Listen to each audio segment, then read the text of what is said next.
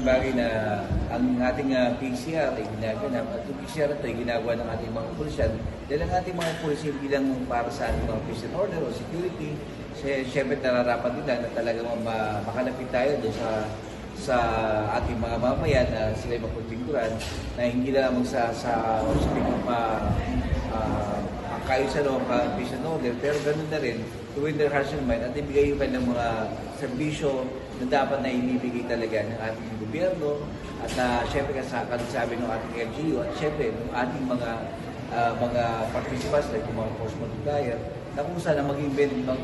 magbe-benefits talaga dito ay yung ating mga mahihirap na mamamayan. Sir,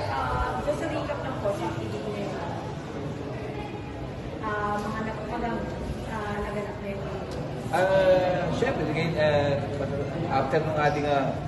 flag raising, Monday morning flag raising ceremony na kung saan lumalo rin yung ating mga participants na yung ating mga force multipliers, yung ating mga LGs, yung ating mga nurses, and other stakeholders na kalisabay doon and sinundan na ngayon ng pagbubukas o yung pagsisimula ng ating mga activity like yung ating operation today na pagkatapos nga rin doon ay yung ating blood donation na lukuyan ay ginagawa pa rin natin hanggang ngayon at napakalaking bagay na nagkakaisa na tutulungan yung ating mga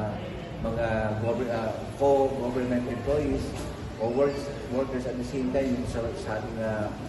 regional medical at siyempre yung ating stakeholders. Malaking bagay na nakikita rin ng ating mga mamamayan na tulong-tulong tayo para maibigay natin yung good services. Public services, good services, at sabihin, pakipagkapwa-tao sa ating mga mamamayan. Last is our message. Ang ating pumisay at para sa ating mamamayan na lalo na sa mga mahirap na narito pa yung mga pulisan, narito yung mga sa ating mga nurses, sa ating mga LGUs na kung saan nagbibigay ng pagmamalasakit sa inyong mga mamayan para mabigyan kayo ng magandang good services. At ito ay pipilitin natin masundan nang sa gayon mas marami tayong magtutulungan, lalo na yung mga taong mahirap walang kakayanan magbayad ng mga ganitong klaseng serbisyo. Muli po ang inyong kapulisyan kasama ng ating mga kapatao sa gobyerno, sa